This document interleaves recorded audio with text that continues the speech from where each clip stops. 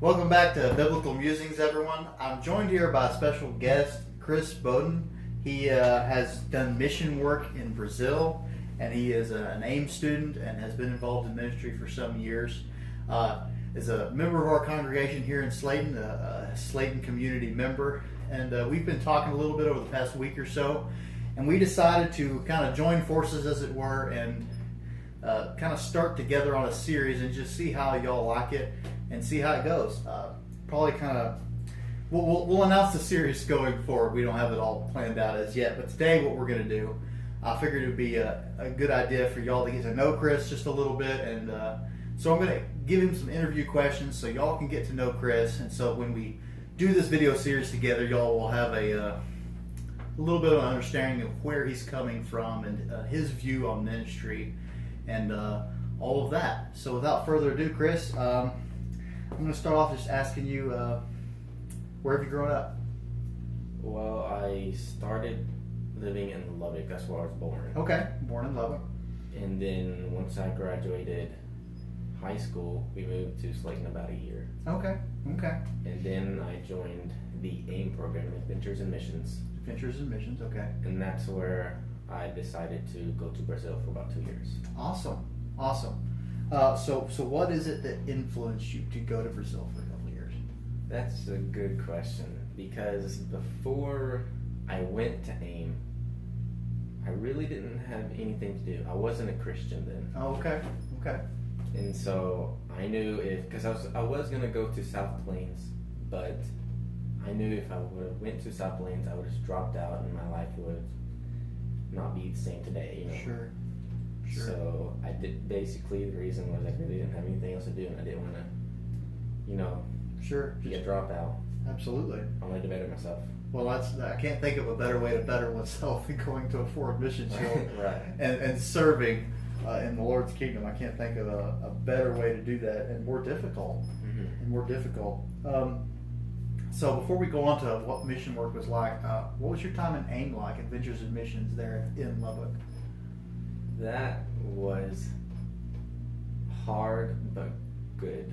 Hard but good. Okay. I would say AIM was one of the hardest things I've ever done. Just because before this I was very to myself. In AIM you have to branch out and push yourself to be out of your comfort zone. And my time in Lubbock was really hard because everybody was trying to help me do that, and I was trying to stay away from me. I want to do this on my own. It was hard. It's I don't want to belittle it in any way, but it's very difficult to. I'm trying to think of the right way to say this, but step out on your own and do your own thing for the first time and kind of become your own person. And since we both went to Sunset, you went to AIM, obviously, which I didn't, and it's very different. And the community is much more intense, I would say, in AIM. But in both of those, both the school side and the AIM side, I would say, from having talked to a lot of AIMers and been around them, is that since you're pushed out of your comfort zone so much, not only are you in a time of life when you're trying to figure out who you are is changing because you're being pushed out of your comfort zone so much. Right. And so I think it's a tough time. Yeah. It really is. It's tough, but there's a lot of good things. But good. I met a lot of amazing people in AIM, and I was baptized in AIM. Actually, the first 2 months, Corey Burns, he baptized me. That's great. So He's a good man. He really is. He's a great guy. I wish I could have been there for it, but some of my favorite memories of my time when I was in school is being at some of the baptisms we had there at the school. It's so personal. It's close. There's just a few people, and it's a really precious moment. It really is. It really is. So, you were in AIM, decided to go to Brazil. What was your first experience of ministry like in a foreign country? Had you traveled to another country before yet? I mean, in AIM, we went to Mexico City for a week. Okay. Yeah. That was really different from the United States. I bet it was. We went to Mexico City. It was all just compact. It was really different. Like the driving there is a little bit different. They don't really care about street laws or something. I don't know. Sure. It was really difficult to get used to. But did you enjoy the week time there? I did. It was Okay. awesome just to get to experience a different culture, different people. Mhm. Everybody's nice there in Mexico City. Hey, It was awesome. awesome. Mm-hmm. So you had a little bit of experience being out of the country, being in AIM, but like you landed Brazil for the first time. Walk me Mhm. through like this first week. Well, when I first got there, because we had to go to a different city in Brazil before we got to the city that we're staying. Sure. And when I first got to actual Brazil, I couldn't believe it was real, because my mom, she always pushed me to do things that she couldn't do. She never went to a different country. She never done any of these things. And so when I first got there, I was like, oh my gosh, I'm at my home for the next 2 years. Yeah. Wow. Yeah, I'm like, oh my gosh, what's happening? Wow.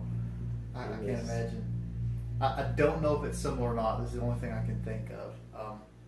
I remember being in the car, leaving the birth center where my first son was born, and going to my mom's parents' house, and then getting there and thinking, now what? You know what I mean?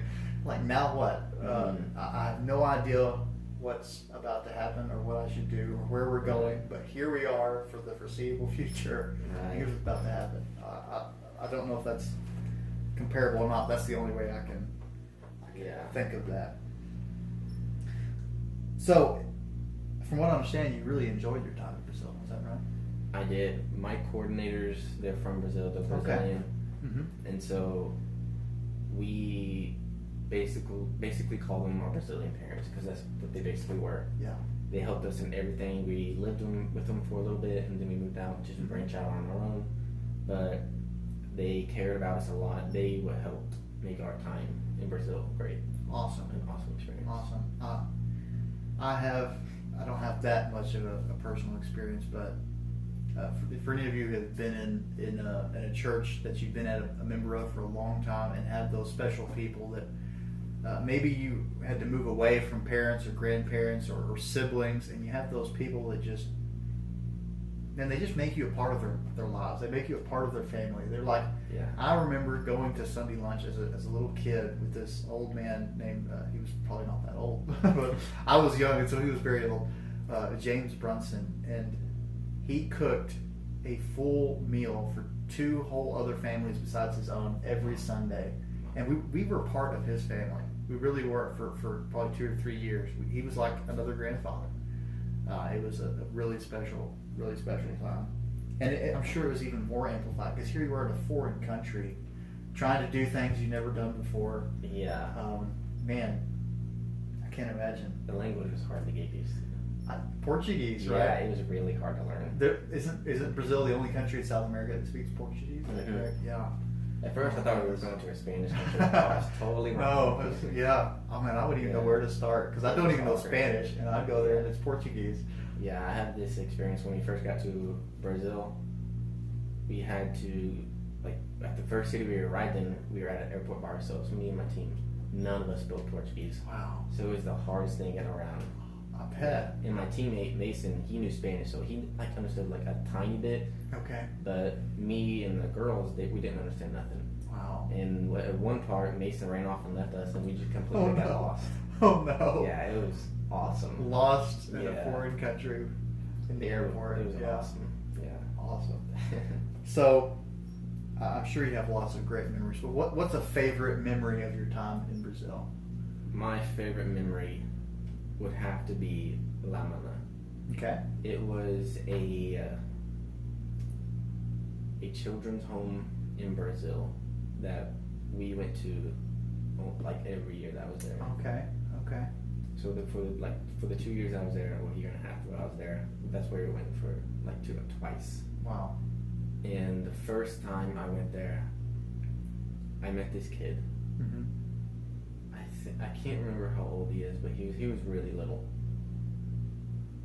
But his name was Juan, and I spoke no Portuguese then, so it was great. It was really hard to understand him. Uh-huh. And I was still a little bit to myself, but he really helped me branch out into my own person.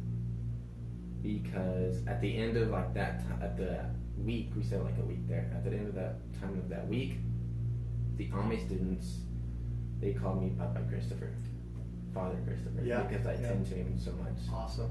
Yeah, he basically wouldn't leave my side. I wouldn't leave his side. I had to do a lot of things for him because he's a baby. So it was an experience. Wow. I didn't want to leave him. You know? Sure. It was amazing. Man. So, since that was your favorite part, I was going to ask the next question of what you're most passionate about.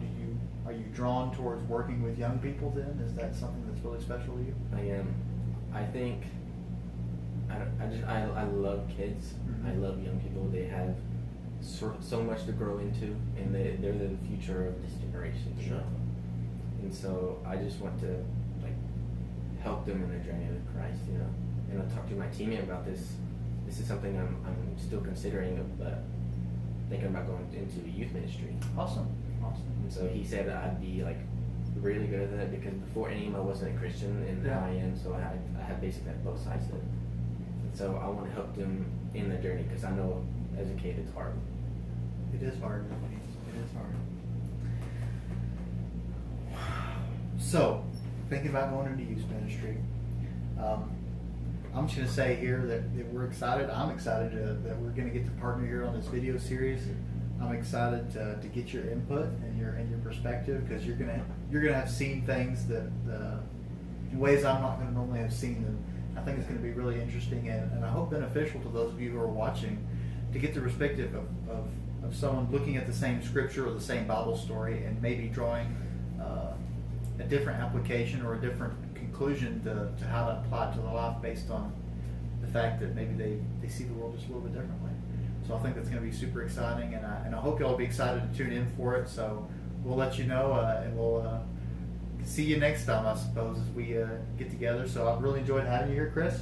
Yes, sir. Being out here on Biblical Musings. So I can't wait to see y'all next time as we see what the Bible has to offer, and Chris can join us out, and we'll move forward from there. So thank y'all for watching. I hope you join us next time, and God bless.